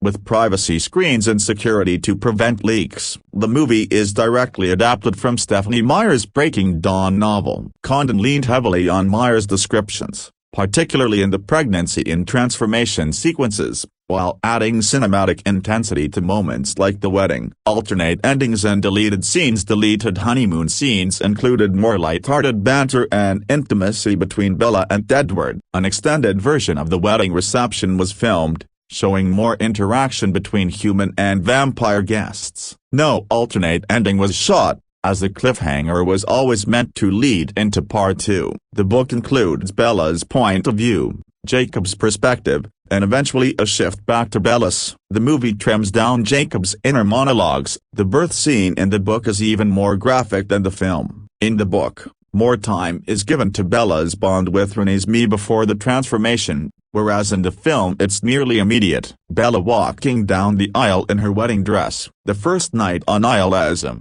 where Edward destroys the bed. Bella drinking blood from a cup with a straw. The brutal birth scene and Edward injecting venom into her heart. The final shot, Bella opening her vampire eyes. Edward, no measure of time with you will be long enough, but let's start with forever. Jacob, if you kill her, you kill me. Bella, to Renesmee, you're so beautiful. Easter eggs and hidden details. The chessboard motif in the opening credits mirrors the cover of Meyer's Breaking Dawn novel. Stephenie Meyer herself makes a cameo at Bella's wedding as one of the guests. The use of red roses in the wedding symbolizes both romance and blood. Kristen Stewart actually wore brown contact lenses to maintain Bella's eye color. Over 1,500 real flowers were used to decorate the wedding set. The movie was originally banned in some countries for its graphic birth scene. Why watch? If you've followed the Twilight Saga this far, Breaking Dawn Part 1 is a must-watch. It shifts the tone from teen romance to darker adult themes, delivering one of the most shocking and emotional cliffhangers in the franchise. It's both a love story and a horror story wrapped into one. Review. 2 Bella Stewart is now a vampire and all is blissful except that the sinister Vulturi vampires have heard about her half-breed daughter, Renesmee, Foy, and, believing her to be a vampire child, move against the Cullen family. Bella and Edward, Pattinson. There's an ancient philosophical conundrum. If a Twilight film has no love triangle and no romantic moping, is it still a Twilight film? This series finale emphatically answers in the positive, finally moving the characters along without losing the flavor of what's gone before. Newcomers will still be put off by the lingering frowns, slight air of distress and extensive lip-biting, but fans will be in seventh heaven to see the story of Bella and her Edward finally reach its conclusion. As we rejoin the thread, Bella, Kristen Stewart, and Edward, Robert Pattinson, are both vampires, happily married and enthusiastically consummating their union. Jacobs, Taylor Lautner, given up his corner of the love triangle, in favor of a profoundly weird but delicately handled crush on Bella's infant daughter. What's left to wrap up? As it turns out, the fate of vampires everywhere, with a confrontation between the Cullen family and the ruling Vulturi cabal. The first half, a gathering of Cullen-friendly troops while the Vulturi unaccountably drag their heels in attacking their vegetarian brethren, is scrappy and slow, and marred by the fact that the CG baby Renesmee really does look like an unholy monster determined to drag us all into the uncanny valley, which rather splits the viewer's sympathies. Things pick up once the Cullens' allies are fully gathered and have had a chance to demonstrate their skills, ready for a confrontation that sees the best action and effects of the saga. The novel version of Breaking Dawn is famously a finale without a finale, building to an epic confrontation that doesn't happen. The filmmakers have hit upon a cinematic solution to the dilemma, but it's so outrageous that it will frustrate as many people as it delights. The leads are thoroughly comfortable in these roles now, and have a bigger supporting cast than ever to chivvy them along. A particular hat tip to Michael Sheen's flamboyant Taro and Lee Pace's laconic Garrett. One final swoon-some flourish to this most lovelorn series. This is the finale that Twilight needed. Fans will be left on a high. Other viewers will be confused but generally entertained by a saga whose romance is matched only by its weirdness. Review. 3 The Twilight Saga, Breaking Dawn. A Part 2 is the final installment of the Twilight series, directed by Bill Condon, released in 2012. It concludes the story of Bella, Edward, and Jacob with high-stakes battles, emotional payoffs, and some surprising twists that kept fans talking for years. Bella awakens as a vampire. The movie begins right after the events of Part 1. Bella Swan, Kristen Stewart, wakes up as a newborn vampire. Her transformation gives her heightened senses, super strength, and an entirely new perception of the world. Importantly, she has a daughter, Renesmee, born in the previous film, who grows unnaturally fast. Meeting Renesmee and Jacob's imprint. Edward, Robert Pattinson, introduces Bella to Renesmee, Mackenzie Foy. To her surprise, Bella learns that Jacob, Taylor Lautner, has imprinted on her daughter, a werewolf concept, meaning he is bound to protect her forever. This revelation initially angers Bella but soon becomes a strange but vital element of the story, ensuring Renesmee's safety. The Vulturi threat emerges. Arena, a vampire from the Denali clan, sees Renesmee and mistakes her for an immortal child, a forbidden vampire child who poses a threat to secrecy. She reports this to the Vulturi, the ancient vampire rulers. R.O. Michael Sheen sees Renesmee not just as a threat but also as an opportunity to gain power, so the Vulturi march toward the Cullens' home. The Cullens realize they cannot defeat the Vulturi alone, so they travel across the globe to recruit allies. Vampires from Egypt, the Amazon, Ireland, and other clans join forces. Each has unique abilities, from elemental control to mental shielding. Bella also discovers her own power, a psychic shield that can protect others from supernatural attacks. The climax builds to a snowy battlefield where the Vulturi and their massive guard face off against the Cullens and their allies, including the Quileute wolves. Before the battle begins, R.O. insists on seeing Renesmee. Alice, Ashley Greene, arrives with evidence that Renesmee is not an immortal child but a unique human-vampire hybrid who grows and matures. But Taro remains unconvinced, and in a chaos erupts. A sense viral right now. The battle is one of the most shocking sequences in the series. Carlisle Cullen, Peter Facinley, rushes at R.O. and is brutally killed. His death sets off a massive war between the Cullens, their allies, the wolves, and the Vulturi. Fans see major characters die, Jasper, Seth, Leah, and even R.O. himself at the hands of Bella and Edward. The bloody, violent clash feels like the saga's darkest moment. Then a twist. The entire battle is revealed to be a vision shown by Alice to R.O. It was never real, but a glimpse of what would happen if he chose violence. The sheer carnage convinces him that fighting would be suicide. Reluctantly, he calls off the Vulturi. The Cullens prove Renesmee is harmless when another half-vampire, Newell, arrives as living evidence of their kind. With no justification left, the Vulturi retreat, leaving the Cullens and their allies victorious. In the final scenes, Bella shows Edward how she can now lower her shield, allowing him to hear her thoughts for the first time. She projects a montage of their entire love story, creating a heartfelt emotional payoff. The film ends with their embrace, forever immortalized as a happily married vampire couple raising Renesmee. Are there post-credits scenes? Yes, there is a mid-credits sequence, but not in the Marvel sense of teasing future films. Instead, it serves as a tribute to the entire saga. The sequence features the names and faces of all major actors from all 5 films, culminating in a dedication to forever. It acts as a final goodbye to fans. There is no additional post-credits scene teasing another story type of movie. This is a romantic fantasy drama with supernatural action. Unlike the earlier entries, it leans more heavily into epic battle sequences, while still centering the Bella-Edward love story. Review. 4 years, 5 movies and billions of dollars later, the now immortal vampire saga Twilight is coming to a close. After creating megastars out of the main cast, Kristen Stewart, Robert Pattinson and Taylor Lautner are the final installment of the franchise. The Twilight Saga, Breaking Dawn A Part 2, is threatening to transform Gimletide critics into diehards. Well, let's not go that far. Photos, 8 Twilight, Breaking Dawn A Part 2 premiere, Kristen Stewart, Robert Pattinson and Taylor Lautner celebrate final film. The film, based on Stephenie Meyer's book series, opens Friday. Read below for excerpts of reviews from top critics. The Hollywood Reporter, as Todd McCarthy observes, if the entire 5-part, 608-minute Sultan running time of the Twilight Saga means anything at all, it is that vampires are the ultimate fairy tale characters, as this is a story that literally ends happily ever after and forever for all concerned. Anyone who has seen even one of the previous cinematic installments of Stephenie Meyer's endlessly protracted cross-species love story basically knows what to expect here, and the multitudes who have seen them all will jam theaters the world over in the coming weeks to experience the consummation so devoutly to be wished, the ultimate and imperishable union of Bella Swan and Edward Cullen. Photos, a Twilight cheat sheet. Meet the key players, past and present, of the saga. McCarthy adds, the end credits feature the very nice touch of presenting a visual parade of all the actors who have played any kind of significant role in the entire series,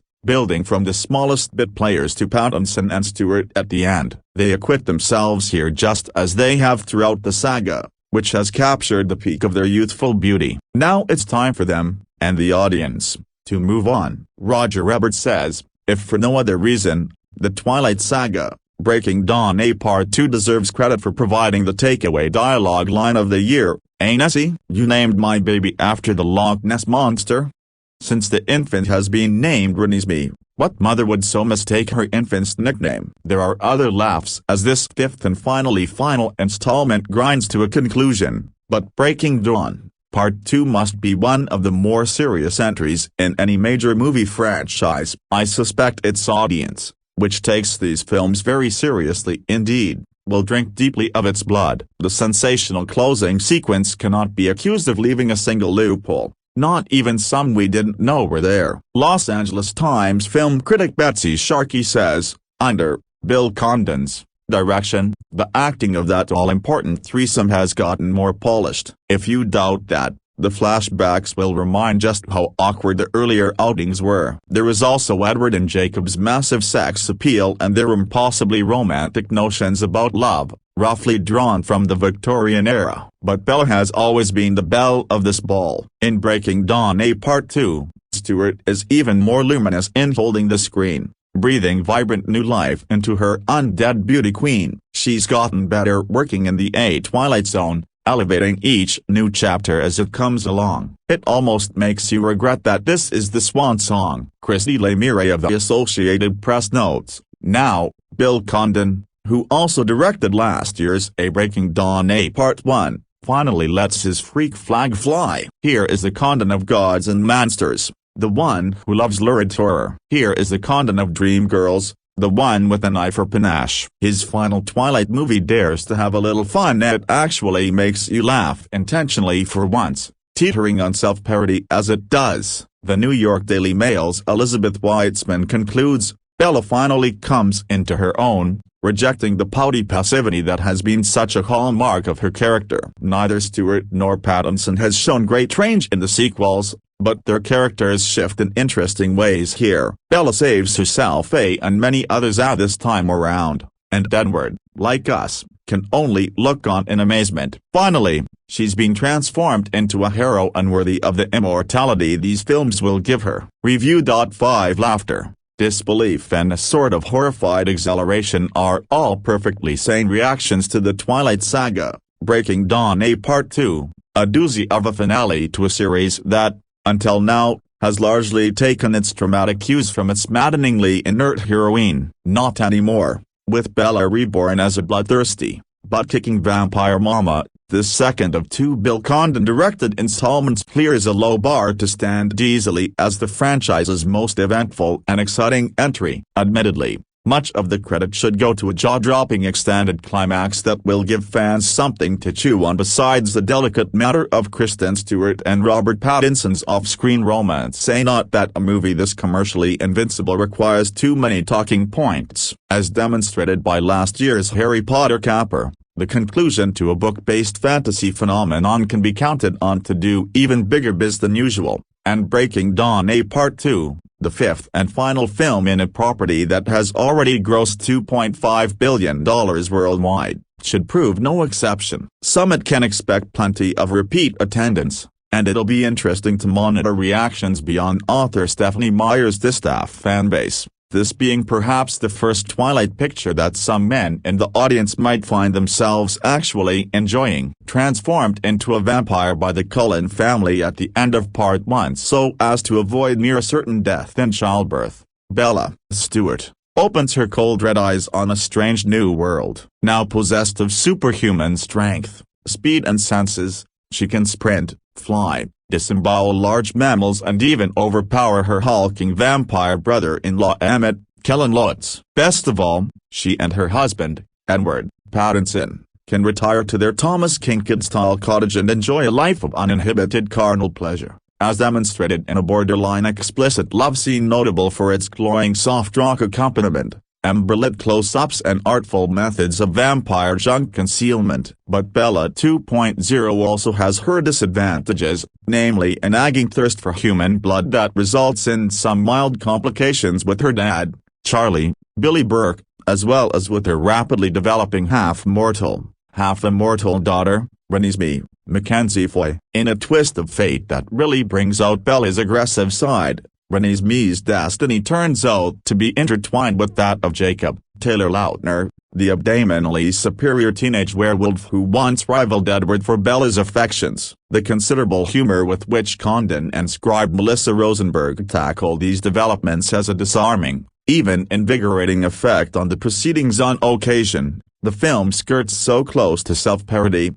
the context in which Lautner's Jacob loses his shirt gets a laugh as well as the usual screams and swoons, that it stops just short of expressing contempt for its audience. It's a nervy approach and also the right one, grasping the intrinsic entertainment value of material that has never begged to be taken too seriously. Yet things do turn serious, gravely so, once Renesmee's existence draws the attention of the Vulturi, the Italy-based vampire clan that has posed a dormant threat to the Cullens since the events of New Moon. And so Breaking Dawn A Part 2 builds to its most audacious stroke, a lengthy showdown that, as already teased for months on internet message boards, at once subverts and honors the outcome of Meyer's source novel. In the context of a series whose pleasures have always been predicated on delayed gratification, this howlingly effective sequence can be viewed as a climax to roughly 9 hours worth of foreplay. Even uncommitted viewers who have begrudgingly followed the movies up to this point will find themselves jolted awake. So unsparing and frankly mesmerizing is the picture's stealth attack on audience sensibilities. However odds wind up feeling about the denouement, there can be no denying that Condon, in fully embracing his genre filmmaking roots, and not being afraid to go a little nuts in the process, has succeeded in drawing real blood from the franchise at last, while staying just barely within bounds of a PG-13 rating. Playing to the story's cinematic strengths rather than its literary imitations, the Helmer stages a coup that gives the picture the feel of something more vital than just a perfunctory send-off. Even before that point, however, Part 2 has the bonus of a livelier Stewart performance than fans have been accustomed to. No longer a mopey, lower-lip-biting emo girl, this Bella is twitchy, feral, formidable and fully energized, a goddess even among her exalted bloodsucker brethren. With a tedious Edward, Jacob drama now settled, Pattinson and Lautner are largely decorative presences here, giving some of the ensemble's supporting players room to shine. As Arrow, the devious leader of the Vulturi, Michael Sheen offers another exquisitely controlled study in courtly malevolence, while Burke, as the ever-quizzical Charlie, can do more with a raised eyebrow than most of his younger co-stars manage with whole mouthfuls of exposition. Casey LaBeouf, Lee Pace and Rami Malek make strong impressions among the influx of actors donning pale makeup and red contact lenses to play the Cullen's vampire allies. The integration of CG and live action, never one of the series' strong suits, shows some improvement in the visual design of Jacob's dependable wolf pack. Yet the expert creatures an aider in the rendering of Renesmee, played by bright 10-year-old actress Foy, her features digitally tailored to suit the character's many different ages. The result resembles a Photoshop experiment gone wrong, especially during the child's infant stage. Renesmee is supposed to be an otherworldly being, but that doesn't mean she should evoke Marlon Wayans in Little Man. DP Guillermo Navarro's lush establishing shots of the Pacific Northwest. Interiors were largely filmed in Louisiana. Virginia Katzendia Slater's propulsive editing, and Richard Sherman's woodland chic production design demonstrate just how far the Twilight Saga has come, at least on a technical level, from the rough indie aesthetic of Catherine Hardwicke's original Twilight 4 years ago. A lengthy roll call, singling out cast members across all 5 picks, and things on a classy note. Review. 6 Antiseptic yet endearingly lurid, shiny as a polished stone, Bill Condon's first of 2 Twilight, Breaking Dawn movies is a couple degrees cooler than camp but at least warmer than the grave. The Oscar-winning writer-director, for the script of Gods and Monsters, approaches the material with more tongue-in-cheek, largely inline readings, than earlier directors confronting the sparkly vampires and doggy werewolf boys who surround its heart-crushing teen girl protagonist Bella. Its efficient filmmaking shot straight to the heart of its expectant target audience. Kristen Stewart's nasal murmur, smaller and smaller beside Robert Pattinson, makes for a toothy tiny bride and brown-eyed contacts, blushing, barefoot, eat, pray, turn, marry, fuck, thrill. You have to accept what is, a character says, meaningfully meaningless. Post-wedding, whisked halfway across the globe to a Brazilian island retreat owned by the Cullen family, the pair plop into an idyllic setting. I could use a few human moments, she says, before bedding down with her inhuman groom. Something any supernatural romance could use a few more of, but when Bella and Edward attempt interspecies undead to living sex, the gloss extends to her bruises left from off-screen violence, and while the character is 18, she excuses the treatment with the sort of excuses an abuse victim in her 30s might invoke. She likes it. The suggestion is less of consensual role-play than submitting to a violent mate, which may or may not be the tone in the novel. She's crushed and blood-bruised into submission,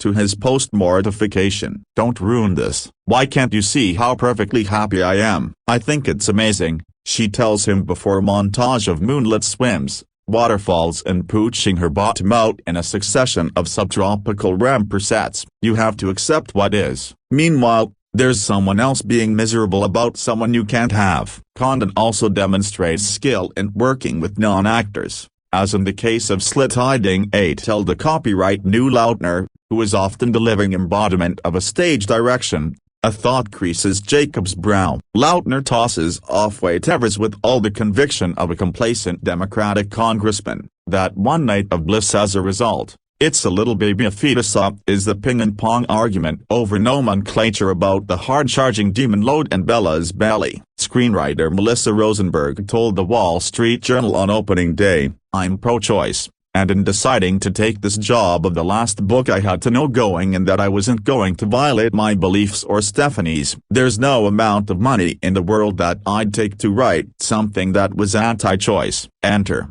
It's not like I'm the one carrying a demon. Most of the cast are bloodless by contrast, gleaming-eyed, skin a cast of white or green, pasty hominids who seem to be wearing the orthochromatic makeup used in the silent era to capture something like skin tone on early black and white stocks. The stock wasn't sensitive to the color red. There's wall-to-wall music, ranging from Mooney pop songs to Carter Burwell's busy score. Some young popstars are making sums princely enough to almost pay back their student loans. Hints of directorial personality beyond simple efficiency peek out here and there, as in a brief early scene, a kind of Yobs and Monsters, where a younger Edward is on the prowl at a movie palace showing Bride of Frankenstein. where mashes are a sniff after a flapper in a cloche. But for the screenwriter who began in his early 20s as the writer of termite genre blends Strange Behavior and Strange Invaders, the original title of the first was Dead Kids.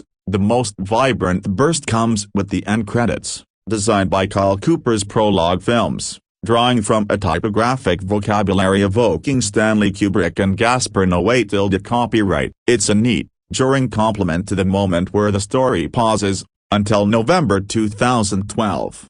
117 meters. Ray Pride, Review. 7 Ultraremas should be delighted as a certain $3 billion young adult franchise has finally hit Netflix, with all 5 movies from the Twilight Saga now available to stream. The box office-breaking Twilight movie saga was a massive hit in the 2010s and follows the series of books of the same name by Stephenie Meyer, starring Kristen Stewart, Robert Pattinson, and Taylor Lautner. Twilight released 5 fantastic movies from 2008 to 2012, following the story of a young Bella Swan as she finds herself in a dangerous love triangle with the vampire Edward Cullen, and the Quileute shapeshifter werewolf, Jacob Black. Netflix has revealed via Tudum that all 5 Twilight movies are now available to watch on the streaming site in the US as of May 1, 2025, according to the rankings. The first Twilight movie currently sits at number 3 in Netflix's top 10 list, with Twilight, New Moon sitting at number 8. In fact,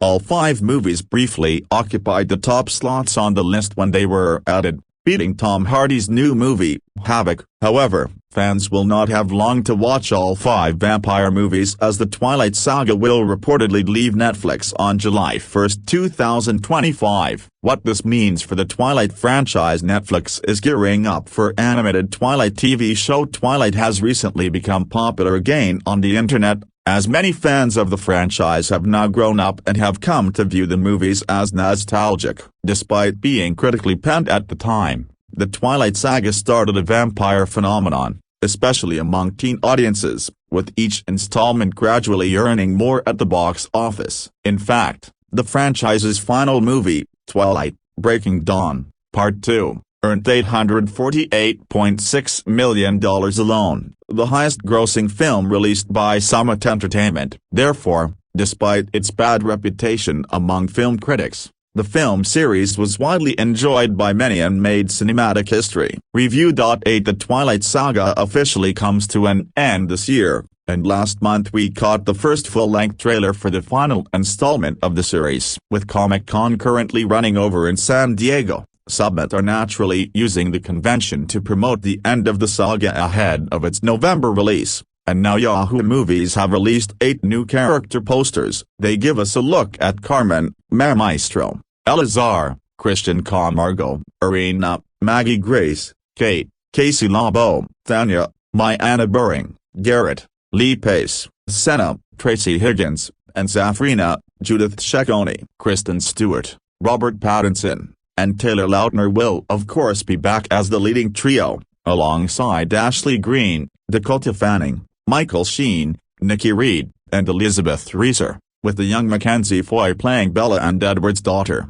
Renesmee. The astonishing conclusion to the series, The Twilight Saga, Breaking Dawn, Part 2, illuminates the secrets and mysteries of this spellbinding romantic epic that has entranced millions. Bill Condon is behind the camera, directing once more from Melissa Rosenberg's script, having worked together on Part 1 to adapt Stephenie Meyer's novel. The Twilight Saga, Breaking Dawn. A Part 2 will be released on 16 November this year in the UK and US, bringing an end to the franchise of films that has taken more than $2.5 billion so far, and will no doubt close in the range of $3.5 billion once the final part is released. As usual with all these new posters, you can click to enlarge. Review. 9 The epic finale that will live forever. A Breaking Dawn, Part 2 tagline. The Twilight Saga, Breaking Dawn, Part 2 is the 5th and final installment of the Twilight film series, based on Stephenie Meyer's novel of the same name. Summit Entertainment, later bought by Lionsgate, the studio behind the film adaptations of novels in the Twilight series, announced in November 2008 that it had obtained the rights to the rest of Stephenie Meyer's series, including Breaking Dawn.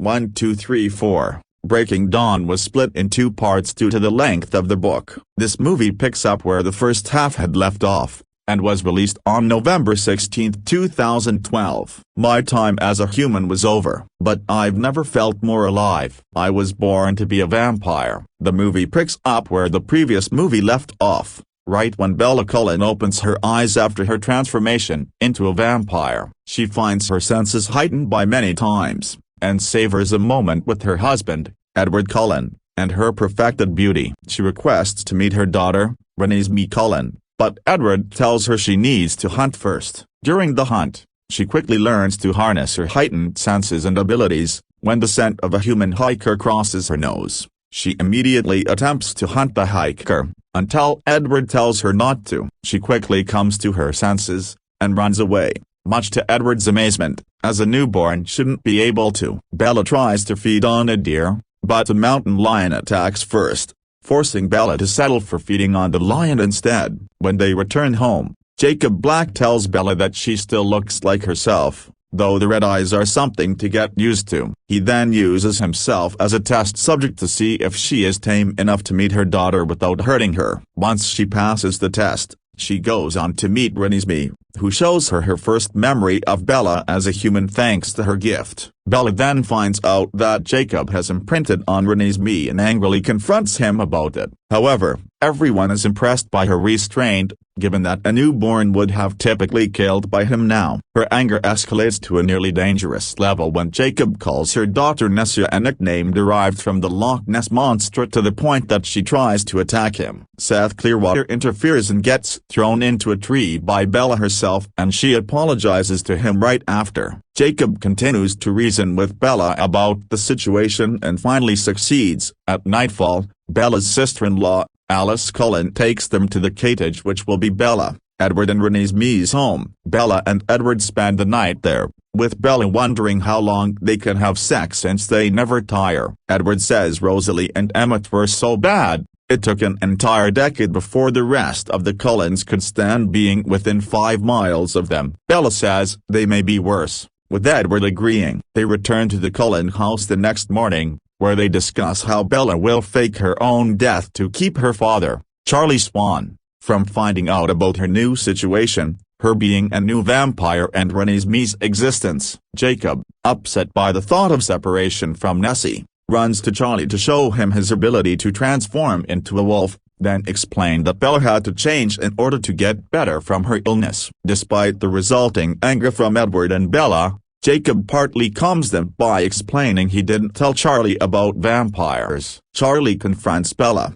demanding answers, but she explains she would have to leave if he wants the truth. They compromise, with the Cullens staying longer if Charlie agrees to accept the limited information. Then he meets Renée, the adopted daughter of Bella and Edward, but he figures out the truth when he sees his daughter's brown eyes in the young girl's face. After Charlie leaves, Bella is congratulated for her self-control, but Emmett teases her even though Edward warns him not to anger the strongest vampire in the house. Emmett and Bella have an arm wrestling match, which she wins due to her superior newborn strength. She remarks that though her time as a human was over, being a vampire had made her more alive, that she was born to be one. Both Sam and Jacob's packs resolve their differences. Renée's rapid growth causes worries to the Cullens, who plan to travel to Brazil to learn about the Tekuna legends that may tell them how Renée will turn out in the future. At the rate of her development, Renée may live a shorter life than a human. Months later, Irina comes to Forks and misidentifies Renée as an immortal child,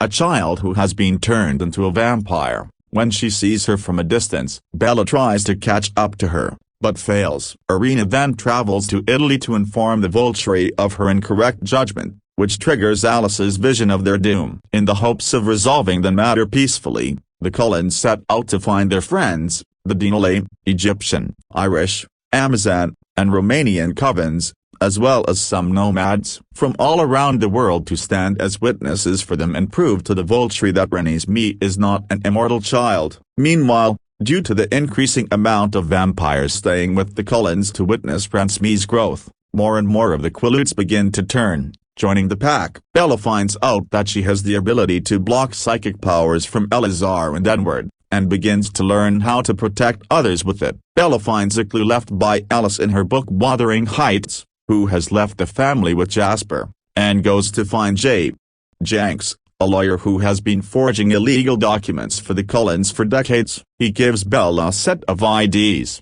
passports, and driver's license forged for Renesmee and Jacob. Seeing this, Bella realizes that Renesmee will survive, but also realizes that she and Edward will not be a part of their daughter's life. Bella packs several $1,000s along with the forged documents into a backpack so Renesmee and Jacob will not have financial problems for a while. She also includes a letter to her daughter to explain things. Alistair, one of the witnesses, leaves for his own survival. The Cullens and their allies gather around a bonfire the night before the confrontation and share war stories. Upon confronting the gathered Cullen witnesses the following morning, the Vulturi discover that they have been misinformed. They then immediately execute Irina for her false accusation in a ploy to get Kate and Tanya to retaliate in vengeance as a justification to fight. However, Zafrina prevents them from doing so. The Vulturi remain undecided on whether Renesmee should be viewed as a threat to Vampire's secret existence. Alice and Jasper return in time to present their proof that Renesmee poses no danger,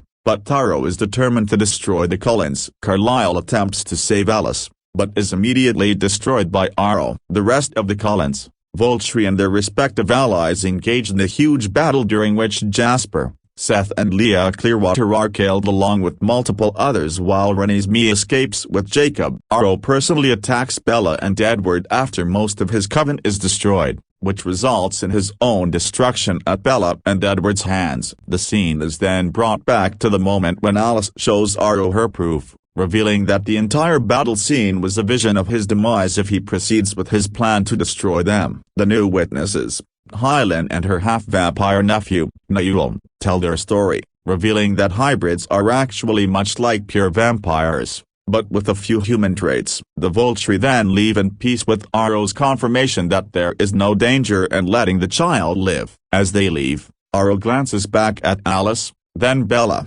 realizing that he has given up much to save himself and his coven from annihilation. The Cullens and their allies take a moment to rejoice in their victory. The Romanians demand to launch an attack, but no one is willing to, prompting their ambition to come to an end. As Jasper and Renesmee bid their friends goodbye, Edward and Jacob relish in their knowledge that Renesmee will be around for a long time, their uneasiness about her lifespan put to rest. Edward tells Jacob that she is lucky to have him. Jacob asks if he should start calling Edward Dad now, but he refuses immediately. Renesmee asks Bella if they will all be together now. Bella agrees. While the four of them, Bella, Edward, Jacob and Renesmee, share a moment together, Alice sees a vision of their future. Renesmee has grown into a fine young woman and is living happily and peacefully with Jacob and their family. Edward, who saw it through her mind, responds with a smile. Sometime later, back in the meadow, Bella removes her shield to give Edward access to her thoughts for the first time. An amazed Edward asks how she did it, and she replies to have been practicing, then adds that he now knows no one has ever loved anyone as much as she loves him, but he disagrees, saying there is one exception. He then asks her to remove her shield again. She assures him that they have a lot of time. Edward adds forever, and Bella agrees. The movie concludes with Bella and Edward kissing as the scene turns black and white, and then opens to the final page of the Breaking Dawn novel and fades out on the word forever. Meyer stated in her Breaking Dawn FAQ that if a film were to be created, she thought it would have to be made into 2 movies because it's hard to imagine it fitting into 90 minutes. The book is just so long. I can't imagine how to distill it up if I could. The book would be shorter. 5. According to Variety, the studio had decided to split the 756-page book into 2 films, along the same lines as Harry Potter and the Deathly Hallows. 6. Subsequently, Summit had to negotiate new deals with the main cast, Kristen Stewart, Robert Pattinson, and Taylor Lautner, since they were only under contract for 4 films. 6. Meyer also believed it may be impossible to make Breaking Dawn into a film, due to Renesmee, writing that an actress could not play her because she is a baby, but he has complete awareness, and that the one thing that I've never seen is a CGI human being which truly looks real. However, she went on to state that they develop amazing new technologies every day, and we've got a little time left. 5. It is still however unknown whether Renesmee will be CGI, or if many actresses will portray her. There are also concerns about making a PG-13 movie adaptation, given the book's complex and graphic storylines, including the birth of a half-vampire, half-human baby. 6. It was announced on April 28, 2010 that Bill Condon will direct the film. On July 5, on Twitter, Melissa Rosenberg, the official screenwriter for Twilight, announced that Breaking Dawn will remain a PG-13 movie. She added that, quote, "I think we can get awfully hot with PG-13. I'm not worried about the rating. I know a lot of fans are like, we have to go R to do it justice, but I don't think so. I think it's going to be pretty hot, way hot," Rosenberg says. Rosenberg was referring to the worry of some fans about the movie being rated R because of love scenes between Edward and Bella. She added that a lot can be done in a PG-13 movie, despite what skeptics may think or say. 7. In July 2010, Summit announced that the movie will be shot in Vancouver, Canada and Baton Rouge, Louisiana.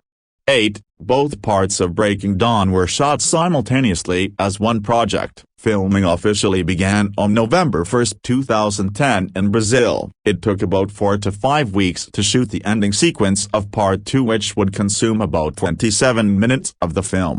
The sequence was shot using a green screen and fake snow with 75 actors on set. Filming wrapped on April 15, 2011. Ending the franchise's 3 years of production since March 2008. In April 2012, director Bill Condon announced that there would be reshoots in Los Angeles. Robert Pattinson and Kristen Stewart filmed that day as the very last day of filming for the Twilight franchise. When the filming started on November 7, 2010 in the Lapa district and Paraty, Rio de Janeiro, Brazil, leaked set photos and footage videos surfaced online. Summit Entertainment responded to the leaks by removing the photos and videos from YouTube, fan sites, and gossip websites. On January 13, 2011, scans of a still of Kristen Stewart and Robert Pattinson in one of their honeymoon scenes in an Entertainment Weekly article ran online, prior to the magazine's official release of the still. On March 31 and April 1, 2011, a mass leak of a 14-second video and numerous low-quality stills hit the internet, resulting to enthusiastic fan reaction and speculations that the film wouldn't be able to maintain a PG-13 rating. As some of you may know, pictures and screen grabs of the Twilight Saga, Breaking Dawn as a work in progress have leaked on the internet. We are extremely proud of this film and also extremely heartbroken to see it out there at this stage. The film and these images are not yet ready or in their proper context. They were illegally obtained and their early dissemination is deeply upsetting to the actors, the filmmakers and Summit who are working so hard to bring these movies to fruition to you in November 2011 and November 2012. Please, for those who are posting, stop, and please, though the temptation is high, don't view or pass on these images. Wait for the film in its beautiful, finished entirety to thrill you. Sincerely, Stephanie Meyer, Bill Condon, White Godfrey and Summit Entertainment. A Summit Entertainment official statement saying. Additionally,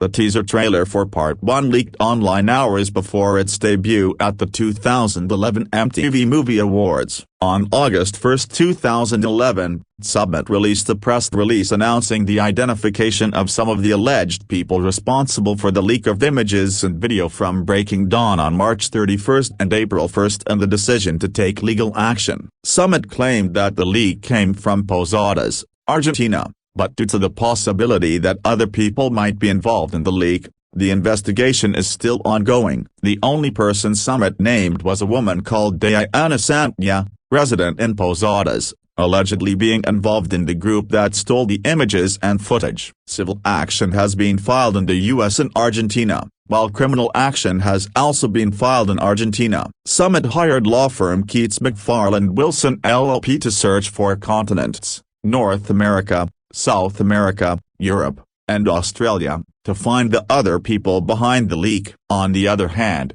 Sandy hosted a press conference in her town and denied Summit's claims. She claimed that she only saw the images while surfing the internet and didn't send them to anyone. She also stated that she didn't log in anywhere to see them and denies having the technical knowledge of hacking, specifically saying that she in no way be considered a hacker because she has no computer skills other than simple user level. Her attorney confirmed that Sonia and her family are considering a counterclaim against Summit due to defamation of character and continual harassment by the film's producers who kept requesting that she would let them check her computer to see if she still has the images on her hard disk. Although she refused more than once, claiming that she is innocent and her computer contains personal items. Her attorney called the situation a harm to privacy and personal right. Summit's official response to the press conference said, "First and most important, this is not about greed or the studio wanting to bully a woman from a small town in Argentina. Rather, it is about stolen material that is private and sensitive, which was obtained by illegally accessing private, secure servers as well as personal email accounts." Summit gave details about the case, stating that the studio has been in contact with Sonia since May 2011, but with no resolution or further good faith efforts on their part. Thus the only alternative left was to pursue legal action to ascertain that Miss Sandia no longer holds the images and video in any shape or form. In the response, Summit announced the following claims: the DVD Blu-ray of Breaking Dawn, Part 2 was released on March 2, 2013. It also includes a digital copy and an ultraviolet copy. Special features include 7-part making of documentary audio commentary with director Bill Condon jump to specific character scenes. In January 2012, it was revealed that the soundtrack that accompanies Breaking Dawn Part 2 had started production. The soundtrack was released on November 13, 2012. A song by the band Ico was featured in an exclusive scene of the movie, and it was announced in July that they would be on the soundtrack. In July, the electro-pop band Passion Pit was the first band announced for the Breaking Dawn Part 2 soundtrack. In October, the full soundtrack was released. It included the return of Christina Perri and newcomers like Green Day and Ellie Goulding. The Twilight Saga's own Nikki Reed, along with her husband Paul McDonald, were included. Breaking Dawn is the only 2-part movie in the series. All the films and its logos have all been in a certain tint: Twilight, blue, gray, new moon, gold, brown, eclipse, white/gray/red. Breaking Dawn, Part 1, coral, red. Breaking Dawn, Part 2, yellow, blue,